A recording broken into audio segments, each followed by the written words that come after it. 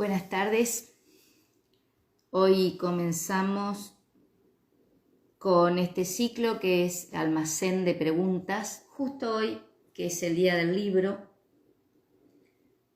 así que se va a relacionar de algún modo con los autores, las autoras de los libros que vamos seleccionando aquí en las Sofistas.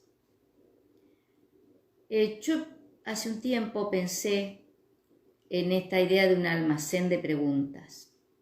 Primero porque así surge la ciencia de la filosofía o la filosofía y la ciencia, que se distinguen de los mitos precisamente porque preguntan. Los mitos y las mitologías trabajan sobre las respuestas. Y hay un ejercicio que uno puede hacer rápidamente, es decir, ¿qué pasa con nuestra sociedad? ¿Cómo es posible enamorarse de alguien que nunca imaginamos que podía ser? ¿Qué se enseña en la escuela? ¿Cómo se relacionan los padres con los hijos? Y así sucesivamente. Pero si cualquiera de estas preguntas fuese una afirmación o una negación, estarían más alejadas del espíritu filosófico que tuvieron en sus comienzos. Pensamos en Aristóteles y en comenzar con él, aunque en realidad la pregunta que él se hace no es qué es la felicidad exactamente, sino qué es lo que tienen en común todos los hombres.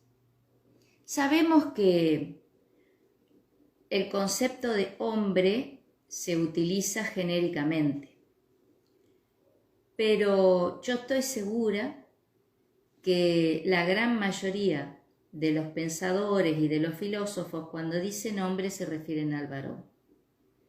Es el problema de los universales, que un universal, un juicio universal, una proposición universal, siempre deja afuera a un montón de particulares.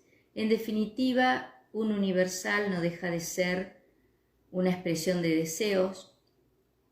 Cuando decimos todos los hombres nacen libres e iguales, cuando decimos ningún hombre debe ser sometido a torturas, penas y tratos crueles,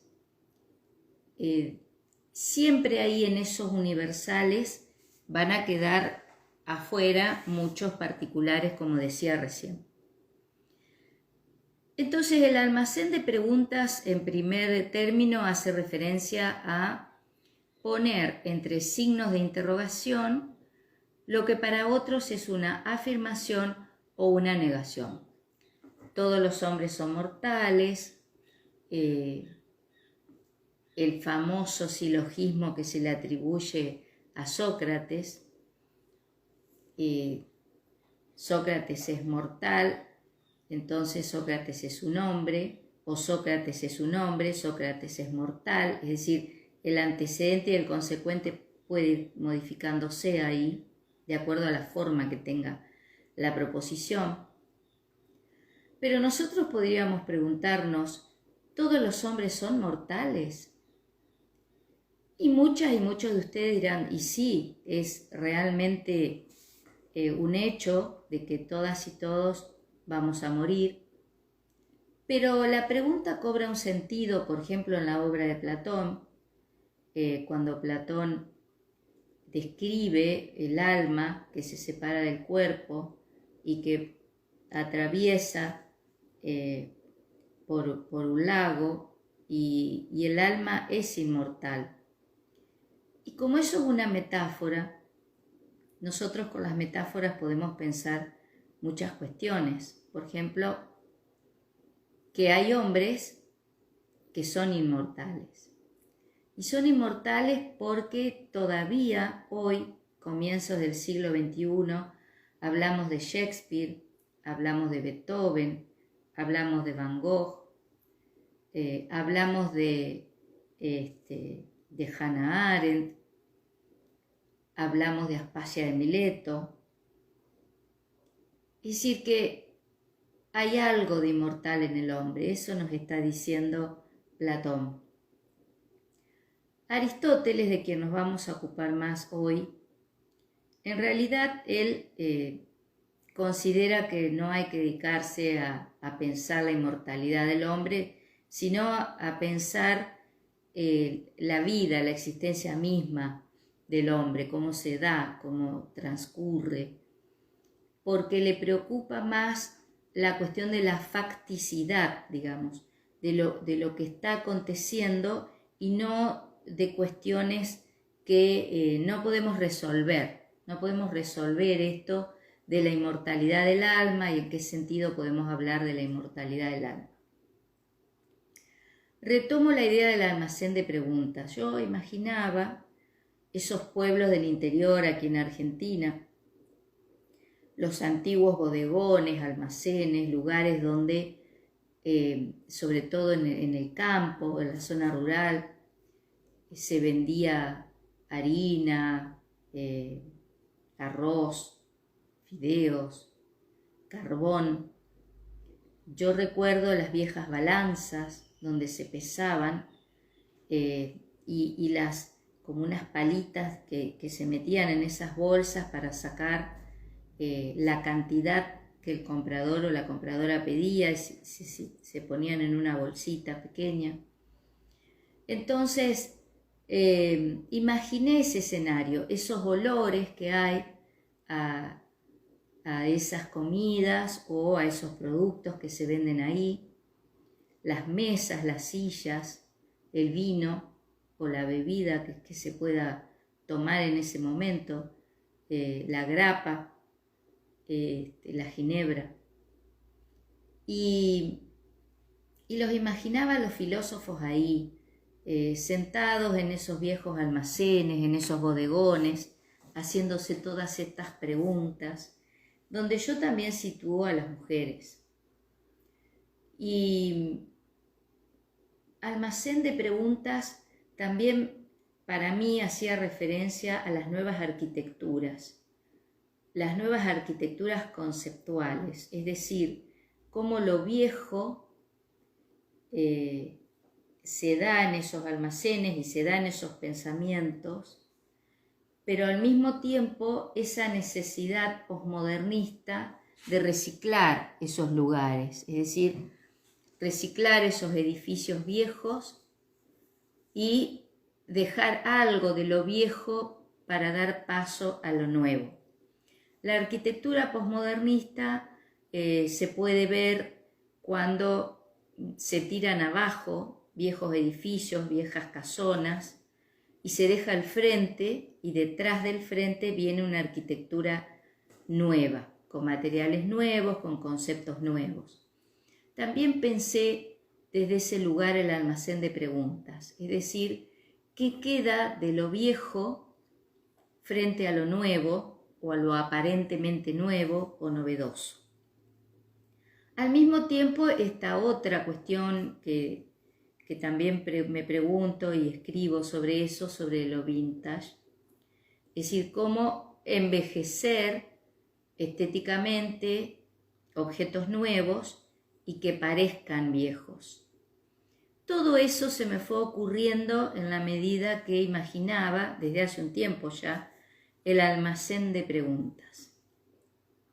E incluso pensar como una obra de teatro, Aristóteles sentado, esperando que venga Platón, en una de esas se unía Sócrates, por ahí venían los sofistas, Gorgias, a debatir con ellos, aunque Platón los excluía de la polis, a los sofistas, porque no llegaban a ese lugar tan alto del discurso, del lenguaje, idealizado por Platón, lo digo a propósito, ¿no? Idealizado, porque se quedaban en este lugar de lo que hoy llamamos la batalla cultural. Los sofistas, y esto sí lo plantean en la política Aristóteles, que él no los excluye de la polis, sino que valora el hecho de que para los sofistas el lenguaje es un arma política y un arma cultural, es decir, que están en ese lugar de la batalla discursiva, simbólica, de convencer a los jueces acerca de la inocencia o de la culpabilidad, donde hay una estrategia defensiva y también hay una estrategia condenatoria. Entonces ellos son los primeros, los sofistas, en pensar el lenguaje en una batalla cultural, en una batalla discursiva, en una batalla de ideas. Por supuesto, para Platón ese no era el lugar del filósofo. El lugar del filósofo estaba en un estadio más elevado, que era el de las ideas, y que estas ideas no eran afectadas por este mundo de lo sensible, de las percepciones. Yo también vengo pensando desde un tiempo a esta parte esta cuestión que se ha instalado sobre la autopercepción, sobre autopercibirse mujer, autopercibirse varón, que se va trasladando a otras circunstancias, a otras situaciones. Bueno, yo me autopercibo como escritora, me autopercibo como docente, me autopercibo como madre, etc. Y eso también me lleva a reflexionar, pero formará parte de otro ciclo que lo voy pensando también, y que hay una propuesta que le hice a una escuela de teatro aquí en Paraná, la Escuela del Bardo, para ver cómo trabajar sobre un diálogo de Berkeley. Bueno, seguí pensando este tema del almacén de las preguntas, de la arquitectura del almacén, que no es vintage, sino que es efectivamente una vieja construcción en un pueblo de campo, en una zona rural, en una pequeña población, donde se le van reciclando algunas cuestiones que tienen que ver con los objetos que están ahí, que casi es un museo. Yo muchas veces, ya lo he dicho en varias ocasiones, siento que el mundo lentamente se va transformando en un museo, porque hay una serie de objetos que ya no tienen ninguna utilidad, pero esos objetos sí se piensan o se incluyen o se rescatan, no ya desde el lugar de la utilidad, sino desde un lugar estético, desde un goce estético, de decir, bueno, estos objetos ya no sirven, pero están cargados de historia y están cargados de belleza, de cierta belleza. Por otro lado, escribiendo un artículo para la cápsula de la memoria, un artículo sobre Jean-Paul Sartre, el filósofo existencialista francés, en una entrevista que él dio pocos días antes de morir. Y ahí en la entrevista recordaban las últimas oraciones, los últimos pensamientos que él tuvo en su obra Las Palabras. Y lo voy a leer porque es muy breve y dice así: si coloco la imposible salvación en el almacén de los accesorios, ¿qué queda? Todo un hombre hecho de todos los hombres, que vale lo que todos y lo que cualquiera de ellos. Y yo dije, tal vez inconscientemente este almacén de las preguntas tiene que ver con ese almacén de accesorios del que hablaba Sartre al final de Las Palabras. Porque en realidad todo lo que uno dice, escribe, reflexiona, viene de algún lugar, que también nosotros vamos reciclando esos pensamientos, vamos reciclando esas narraciones, vamos reciclando las preguntas.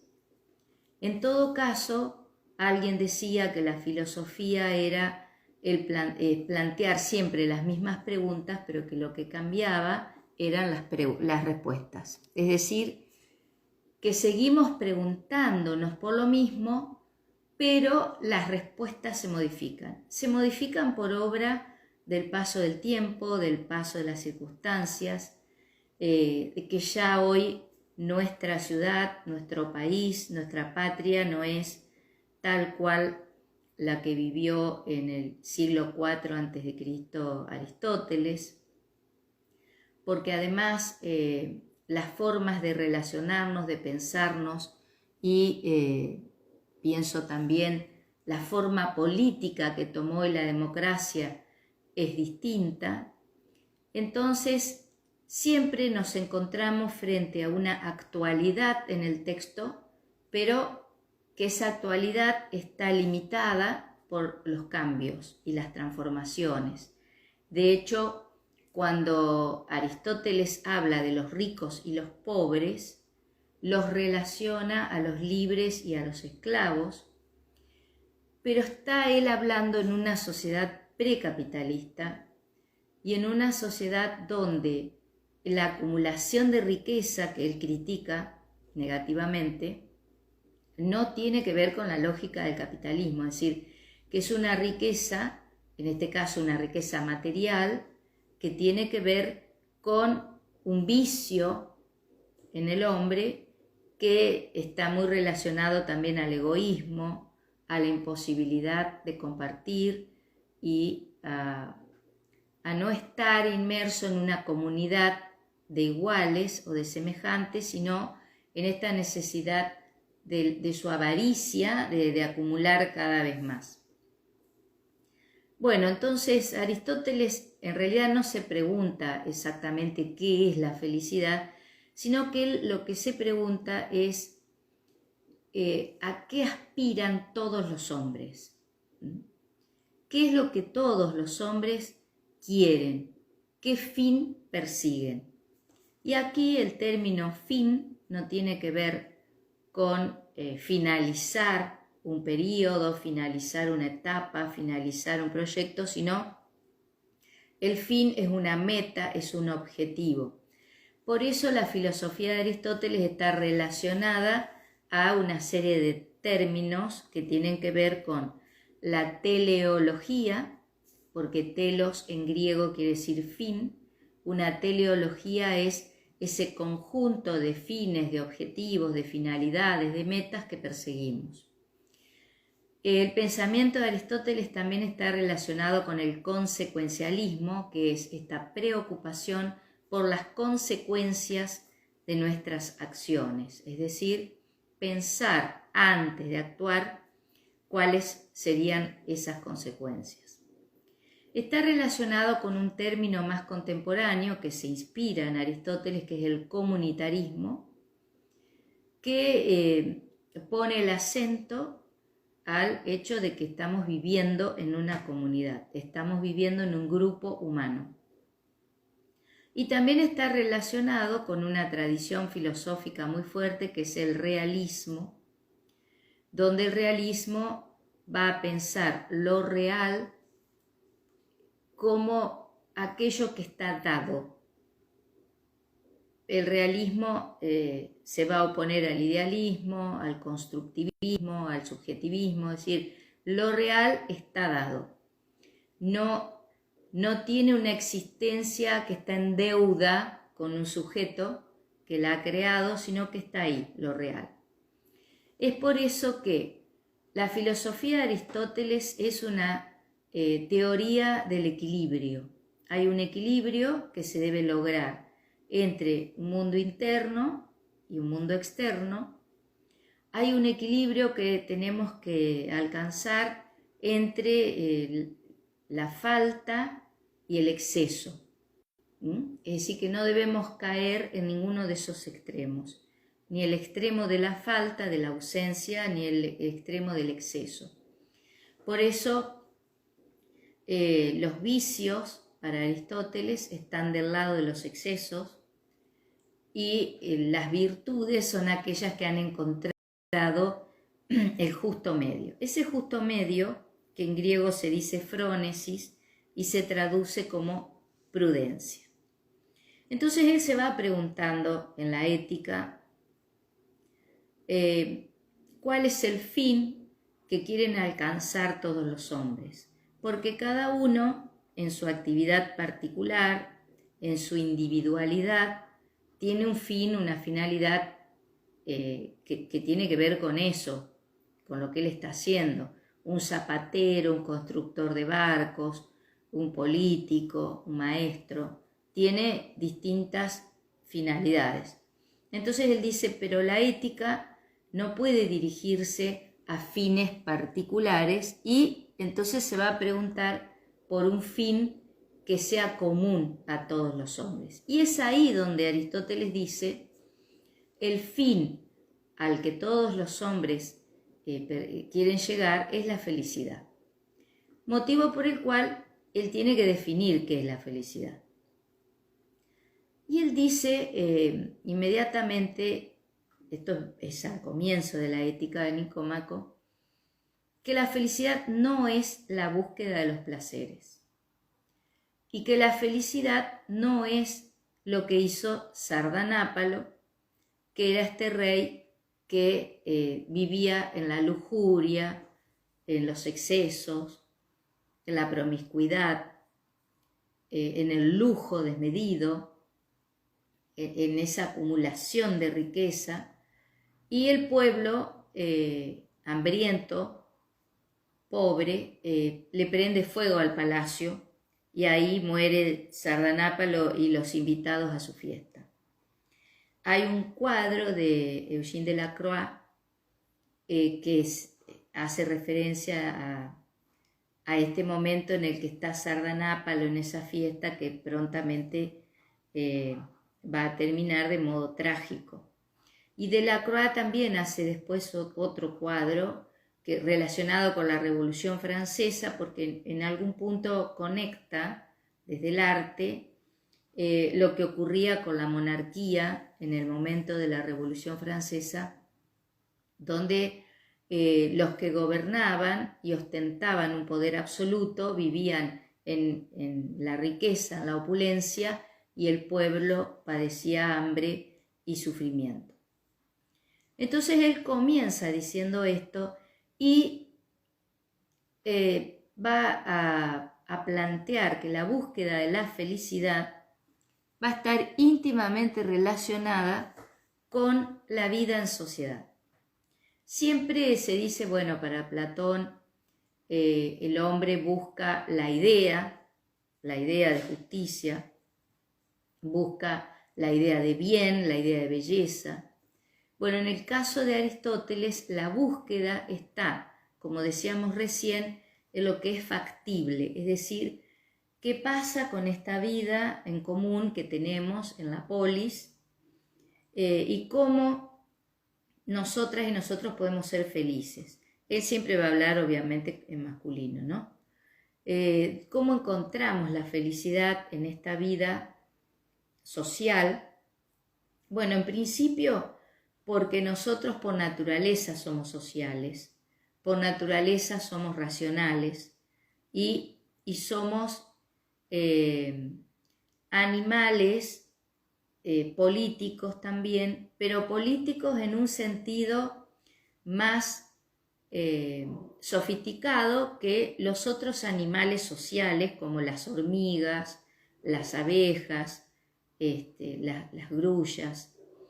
Él hace referencia a sus escritos de biología y zoología a que hay animales que viven de modo gregario, que tienen una comunidad. Siempre el ejemplo que más se da es el de las abejas en Aristóteles, ¿no? Pero ¿cuál es la diferencia entre estos animales políticos en ese sentido de que están viviendo en grupo a los seres humanos? Y él dice que hay una cuestión que es fundamental, que es el lenguaje. Nosotros hoy diríamos somos animales simbólicos, algo que no tienen estos otros animales, estos otros organismos vivientes, no tienen el lenguaje. Y el lenguaje hace posible la filosofía, hace posible la ciencia y hace posible el arte de la retórica. La retórica que se va a utilizar en distintos niveles, en los niveles, por ejemplo, del comercio, del mercado, de esta relación entre los productos que se venden en las ferias y que otro viene y lo compra. El lenguaje de la asamblea, que es el lenguaje político, donde se debaten las cuestiones de la ciudad, y el lenguaje legislativo, que para él es el más importante, estaría por encima de esta cuestión de las querellas entre jueces y fiscales, diríamos hoy, porque en el lenguaje legislativo es donde se debaten las leyes que organizan la polis. Es decir, que él también hace una diferencia ahí entre una ley natural y una ley social, una ley que organiza y ordena la sociedad. Ahí él también va a tener una diferencia con Platón, porque para Platón las leyes hacen a la patria, es decir, la patria son las leyes, dice él concretamente. La patria está situada ahí, en la ley. Pero en el caso de Aristóteles, la ley está en ese debate público, político, legislativo, que es un nivel de argumentación que se debe alcanzar, que está por encima del lenguaje del mercado y del lenguaje de la asamblea. Y por supuesto hay un nivel mucho más alto, superior, que es este nivel de la contemplación filosófica, pero que no es una contemplación que está en la quietud, sino que es una contemplación que está ahí en esa polis con las cuestiones que pasan, que ocurren ahí. Entonces, para él ser feliz tiene que ver con el ejercicio virtuoso de encontrar en todo momento el equilibrio, el justo medio, de no caer en excesos ni en vicios. El ser feliz tiene que ver en la vida social. No puede ser feliz alguien que está solo, que está aislado. El individuo no es feliz para Aristóteles.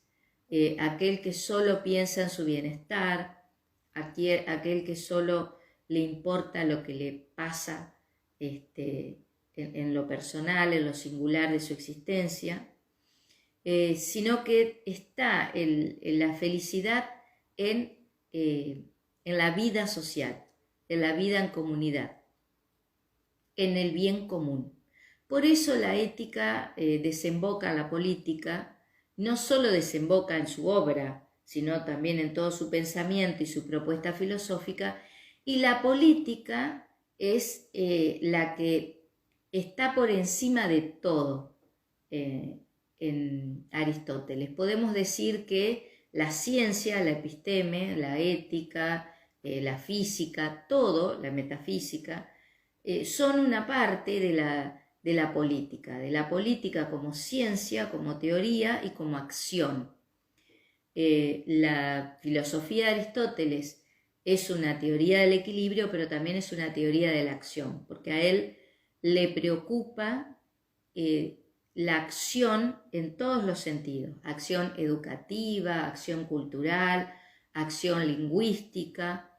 La acción política reúne a todas las demás. Es decir, todo lo que nosotros vivimos es un capítulo, es una parte de la vida política, que es la vida social.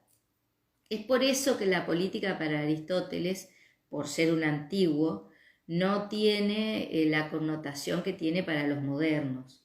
Es decir, no es formar parte de un Estado-nación donde se organizan partidos políticos y cada partido se define en base a un programa de trabajo, a una estrategia, sino que ahí la política nos incluye a todos y no se puede entender el ser humano por fuera de esa vida activa, diría Hannah Arendt, ¿no? Cuando se inspira en Aristóteles. Por supuesto, él va a hacer esta distinción entre hombres libres y esclavos. El esclavo solo llega a ser libre por obra de la acción política. Entonces la felicidad es una virtud social, podemos decir. Es decir, que somos felices en la medida en que estamos conviviendo en una sociedad, en una comunidad que se preocupa por el bien común, que está todo el tiempo evaluando que esto que hacemos tiene que ser para el bien de todos. Una acción no puede ser políticamente aceptada si perjudica a la mayoría, si perjudica a la comunidad. Es decir, que acá, nuevamente lo digo, no puede darse una felicidad en términos individuales. Y pensemos que, trayéndolo a Aristóteles al siglo XXI, que el mercado y la actividad del mercado es una actividad básica, que por encima de esa actividad del mercado está la actividad de las asambleas, la actividad legislativa, la actividad de la contemplación y la actividad política que las reúne a todas. Hoy nosotros estamos viviendo un tiempo donde la aldea global, como la llamó McLuhan, se ha transformado en un mercado global.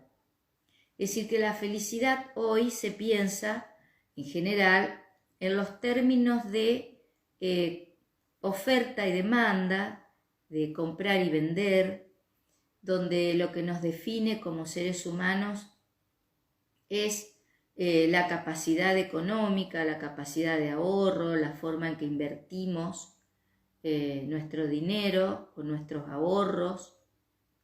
Hablo en general, por supuesto. Pero hoy lo que se imaginaba McLuhan como la aldea global por obra de los medios de comunicación, donde estamos todos comunicados. ¿Se acuerdan cuando hablamos, los que han escuchado el ciclo dedicado a Byung-Chul Han, que él habla en el enjambre, ¿no? Que estamos en ese enjambre digital, y que es un enjambre que no está situado en una aldea política global, sino en un mercado global.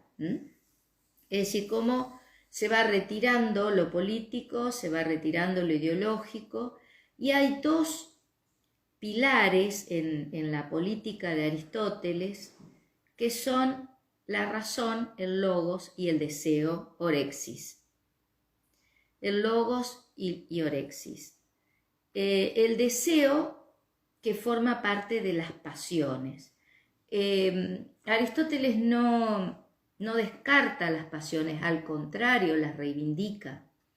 Es decir, que el deseo y la pasión son el motor de nuestra vida.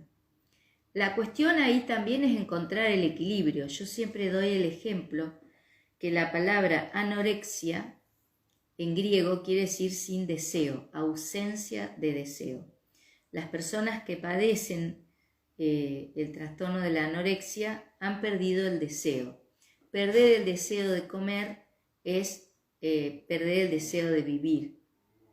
Y también cuando perdemos el deseo de hablar, el deseo de encontrarnos con los otros, el deseo de compartir, el deseo de ayudar y colaborar. Es decir, todos esos deseos que tienen que ver con una vida política, con el bien común, si se pierden, ya no pueden asegurarnos ese estado de felicidad del que habla Aristóteles. A ver si yo lo encuentro aquí. Había unas frases de él que yo había marcado y que tienen relación con esto, sino que marqué también lo de la ética. Bueno, aquí él dice que la razón por la cual el hombre es un animal político más que cualquier abeja y que cualquier animal gregario es evidente. La naturaleza no hace nada en vano, el hombre es el único animal dotado de palabra. Eso dice, entre otras cosas, Aristóteles, con lo que nosotros estábamos hablando. Él dice que los animales se comportan según las leyes de la naturaleza, pero su misma naturaleza los ha dotado de un órgano más complejo que produce un desdoblamiento en el interior de su psiquis. Recordemos que el Tratado del Alma de Aristóteles es el primer tratado de psicología que conocemos en Occidente. Entonces él dice que el animal humano está dotado del deseo y el lenguaje. Ahí ya le está separando el deseo del instinto. Es decir, una cosa es el instinto de conservación, que nosotros como animales lo compartimos con todos los otros seres vivos, y otra es el deseo de vivir.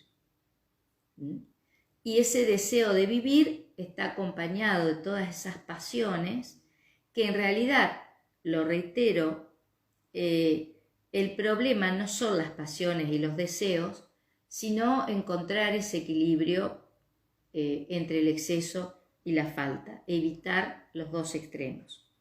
Bueno, y por supuesto el lenguaje. Quiero encontrar más la parte donde él habla de la felicidad. El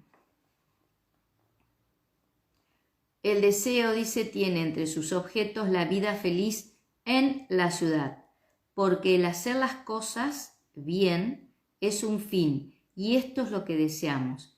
Por eso la elección es o inteligencia deseosa o deseo inteligente, y tal principio es el hombre.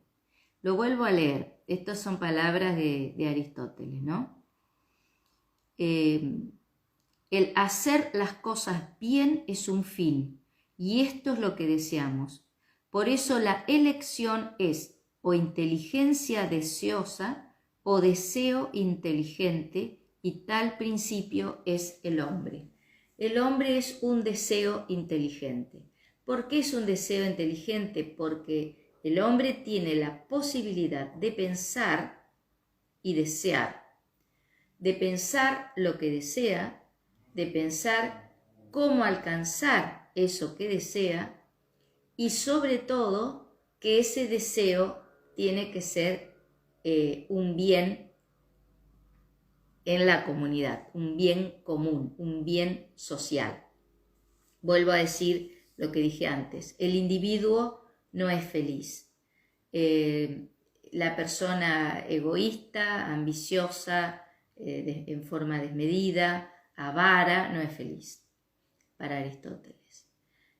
Por eso es tan importante pensar el hombre aristotélico, yo diría el ser humano aristotélico, en estos términos de la felicidad como un fin en sí mismo.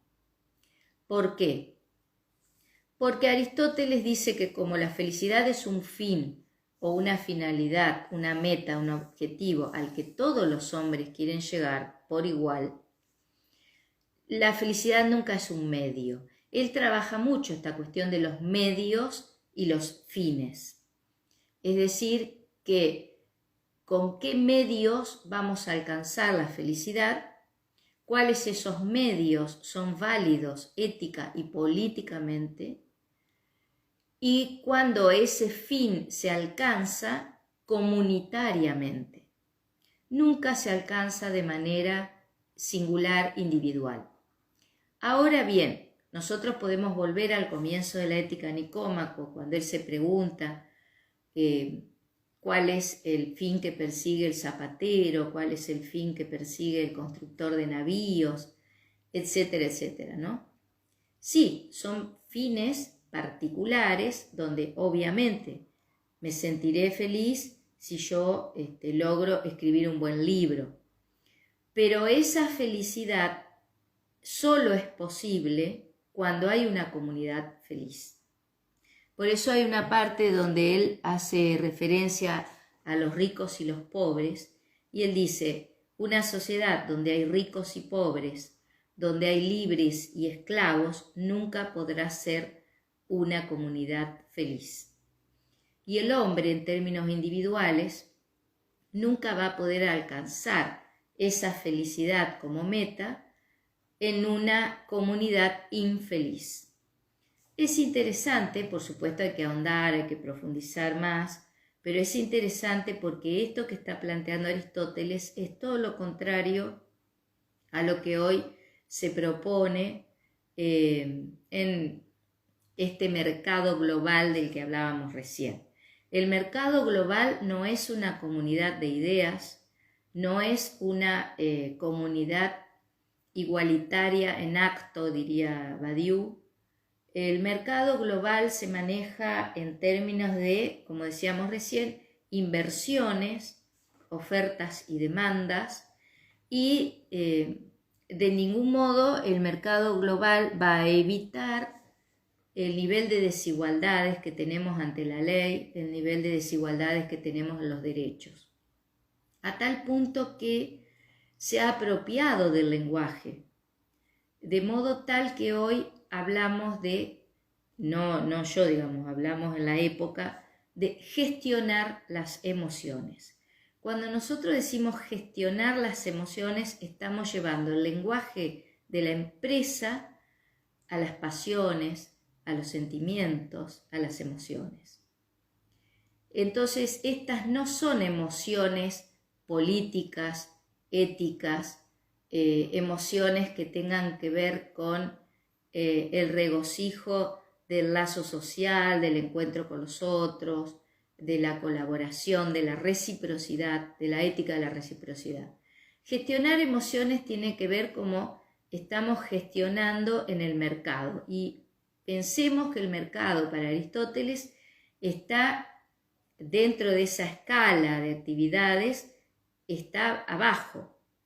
Es decir, que en la polis conviven estos espacios, el espacio del mercado, de la asamblea, del arte, del teatro, de la política, pero el mercado sería la parte de un intercambio material necesario para vivir, vaya si para Aristóteles lo es, porque él siempre reivindica la biología, el cuerpo, el organismo. Por supuesto, él mismo dice, cuerpo sano en mente sana, es decir, el cuidado, la alimentación. Yo lo he dicho en otros videos, para Aristóteles la dietética forma parte de la ética, es decir, es importante alimentarnos bien, cuidar nuestra salud, siempre en ese equilibrio, pero esa actividad mercantil tiene que estar organizada y dirigida por la acción política. La acción política va a definir todas las demás. Y en la medida en que nosotros convertimos a nuestras comunidades y sociedades en grupos despolitizados, lo que estamos haciendo es confundir el deseo con la necesidad, y es confundir el deseo con el instinto también, y desestimar todo ese mundo simbólico de la palabra, del lenguaje, del discurso, de las narraciones, desestimarlos, porque en realidad, ¿qué es gestionar las emociones? Recordemos en la década de los 90 en Argentina, cuando la escuela pública se fue retirando frente a esta propuesta de privatizar la educación, y comenzamos a hablar el lenguaje de la empresa en la escuela, ¿no? Cómo gestionar las instituciones, la calidad educativa, es decir, se fueron trasladando todos estos conceptos del gerenciamiento, se fue trasladando ese discurso empresarial y se fue retirando el discurso político. Ahí, bueno, Aristóteles no estaría para nada de acuerdo con lo que nos está ocurriendo hoy, porque precisamente por encima de todas las actividades está la acción política.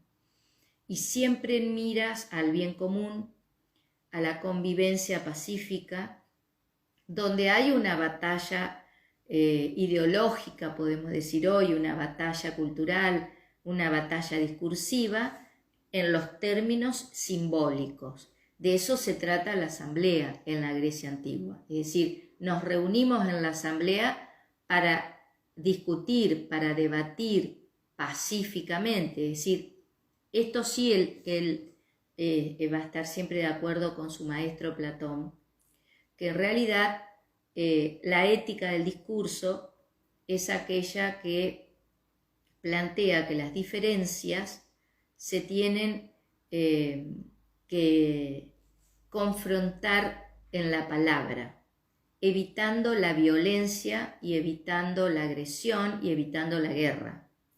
Nunca un grupo humano puede ser feliz en medio de la violencia, en medio de la agresividad, ni hablar de la guerra, ¿no es cierto? Ellos también reflexionaron mucho a partir de la guerra del Peloponeso y de cómo evitar la guerra. Es decir, que la felicidad aquí está ligada a una comunidad que dirime sus controversias simbólicamente, que crea espacios públicos en la polis, y que la democracia en definitiva es el trabajo por liberar a los esclavos y el trabajo por distribuir los bienes y distribuir la riqueza. Lo dice Aristóteles en la política. Hay párrafos en la política de Aristóteles que si uno los saca del contexto, piensa que el que escribe ese libro es un comunista, por la forma en que Aristóteles habla de la igualdad. Por eso el comunitarismo, que es una corriente de filosofía política contemporánea, se crea para discutir con los liberales, pero también para diferenciarse de los comunistas. Por eso se llaman comunitaristas, porque están hablando de la igualdad de un modo distinto al que habló o pensó el comunismo. Tomen nota, el comunitarismo. Es interesante ver estos debates entre los liberales y los comunitaristas, los republicanos, los demócratas, porque se puede decir el mismo concepto, pero con significado diferente. Cuando alguien habla de libertad, de igualdad, ¿en qué contexto ético-político lo está diciendo? Por eso creo que hoy, para quienes nos preocupa que la aldea global se haya convertido en un mercado global, el leer desde esa óptica a Aristóteles puede resultar muy interesante, porque hoy hasta diría es revolucionario pensar así, pensar que todas nuestras acciones tienen sus consecuencias en las comunidades a las que pertenecemos, en las instituciones a las que pertenecemos, pensar que la felicidad, si es vista solamente como algo individual, singular, va a tener la imposibilidad ante la infelicidad de la mayoría, ante la infelicidad de los que quedaron afuera de la posibilidad de tener derechos y de tener acceso a los derechos. Por eso hay muchas lecturas de Aristóteles, muchas traducciones de Aristóteles. Obviamente hay un núcleo duro de su teoría en la que todos van a estar de acuerdo, que es esta cuestión de una acción política que reúne a todas las demás, las dirige, las organiza. El ser político, el ser un sujeto político, está ahí en el nivel más alto de reflexión y de discurso, y que esta pregunta, ¿qué es ser feliz?, en definitiva no tiene que ver con aislarse de la comunidad, sino por pertenecer a la comunidad y comprometerse en esa comunidad.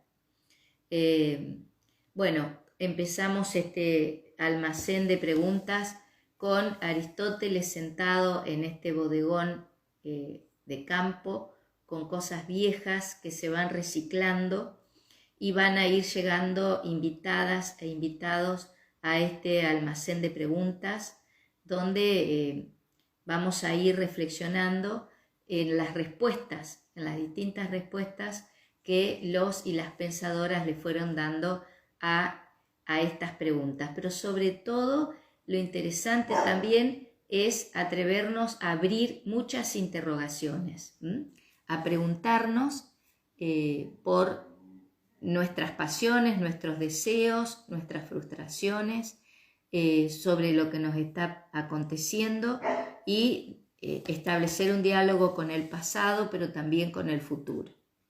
Bueno, les mando un abrazo, que tengan un hermoso fin de semana largo, Y ya vamos a ir, ya tengo la próxima pregunta, que es de un sociólogo de Sousa Santos. Va a ser la próxima pregunta el último miércoles de junio. Muy bien, hasta luego.